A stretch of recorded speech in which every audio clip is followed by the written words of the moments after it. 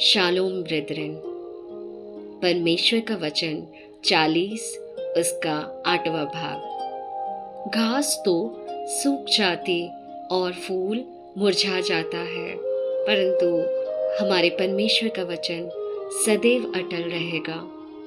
परमेश्वर का वचन सदैव अटल रहेगा, यानी वो व्यक्ति भी जो परमेश्वर के वचन पर खड़ा रहता है वह दृढ़ बना रहेगा। अगर आप वचन के अलावा किसी और के ऊपर खड़े हो, जैसे भावनाओं पर खड़े होंगे तो ऊपर नीचे होंगे, लोगों की बातों पर खड़े होंगे तो निराशा आएगी, हालात पर खड़े होंगे तो डर लगेगा। जो वचन पर बना रहेगा, मेरी बाइबल कहती है, वो व्यक्ति उस वृक्ष के समान है जो अपनी ऋतु में फलता है और जिसके पत्ते कभी मुरझाते नहीं, और जो कुछ वह पुरुष करे वह सफल होता है। वचन पर खड़े होना मतलब परमेश्वर के वचन को अपना आधार बनाना। वचन पर खड़े होना यानी सिर्फ वचन पढ़ना नहीं, वचन को सुनना, वचन पर भरोसा करना, वचन के अनुसार चलना को वचन पर खड़े होना कहते हैं।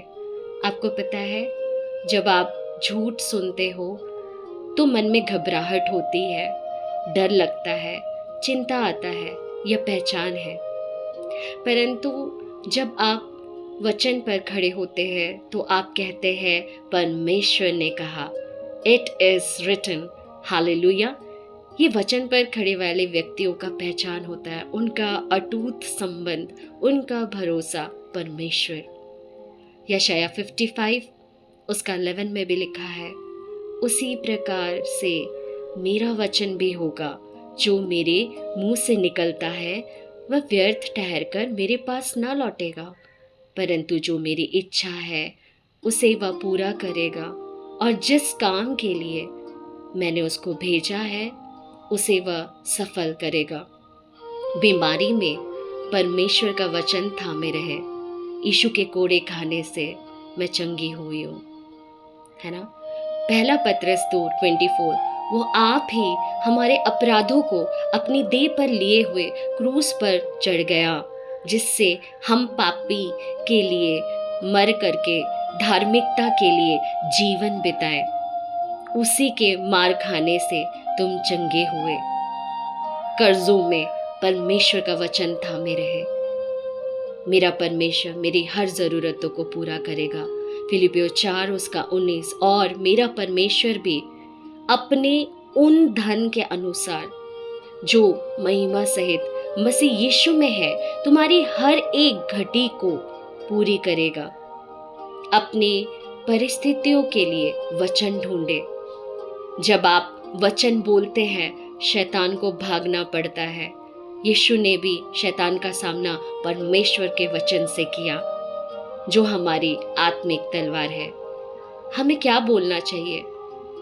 केवल वचन बोले। हे खुदा, कितना दर्द हो रहा है, टेम्प्ट होगा बोलने के लिए, लेकिन इसे जाहिर मत करो। उस वक्त परमेश्वर का वचन क्या कहता है वो कहे। यही तो जंग है मेरे प्रियो।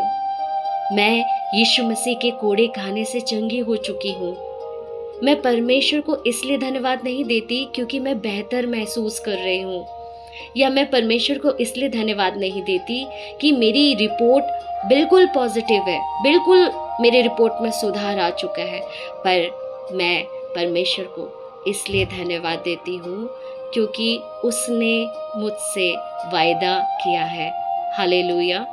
और जो परमेश्वर ने मुझसे वादा किया है उसे वह पूरा करने में पूरी तरह सक्षम है। हमें वास्तव में यही समझने की ज़रूरत है। जब मैं डॉक्टर के पास जाती हूँ और कहती हूँ मैं बिल्कुल अच्छी हूँ और हाँ मेरे अंदर सुधार आ रहा है, और दूसरी मुलाकात डॉक्टर के साथ मैं कहती हूँ, उत्साहित होकर के कहती हूँ, ओ मुझे माफ़ करना, मुझे लगा था कि सुधार हो रहा है, लेकिन वास्तव में या और ख़राब हो रहा है। अब सडनली क्या हुआ? आपका विश्वास अब टूट रहा है क्योंकि आप रिपोर्ट के आधार पर धन्यवाद दे रहे हैं। मेरे प्यारे भाइयों और बहनों, चाहे कुछ भी हो, चाहे कैसी भी परिस्थिति क्यों ना हो, आप बस परमेश्वर का वचन को डिक्लेयर करें और परमेश्वर के वचन के प्रति धन्यवादी बने रहें। आकाश और पृथ्वी टल जाएगी, परंतु मेरा वचन नहीं टलेगा। इसलिए पूर्ण विश्वास है कि परमेश्वर का वचन ज़रूर पूरा होगा। जो परमेश्वर ने कहा है वो ज़रूर पूरा करेगा। इससे परमेश्वर की महिमा हो। अपने कन्फेशन में दृढ़ बने रहे। आपका वचन विफल नहीं हो सकता मेरे परमेश्वर। मैं उस वचन पर दृढ़ हूँ और आपका धन्यवाद करती हूँ। पीड़ा बढ़ गई है, हे प्रभु, मैं आपका धन्यवाद करती हूँ। आपका वचन विफल नहीं हो सकता और मैं परमेश्वर का धन्यवाद करती रहूँगी, क्योंकि मुझे विश्वास है कि जो आपने मुझसे वायदा किया है उसे तू ज़रूर पूरा करेगा। हालेलुया। जब आप वचन पर दृढ़ रहते हो और परिस्थितियों पर ध्यान नहीं देते, तो जो चीज़ें आपके सामने हैं वो बदलने लगती हैं। सर्कमस्टेंसेस, संसार क्या कह रहा है, इस पर ध्यान ना दे, केवल परमेश्वर के वचन पर ध्यान दे। इसी आधार पर प्रभु का धन्यवाद करते रहे और अपने विश्वास में मजबूत होते रहे। जब आप वचन पर खड़े होते हैं, फिर एक बार कहती हूँ, जब आप वचन पर खड़े होते हैं तो वचन आपके हालात बदल देता है। In the name of Jesus, hallelujah, praise God, praise God.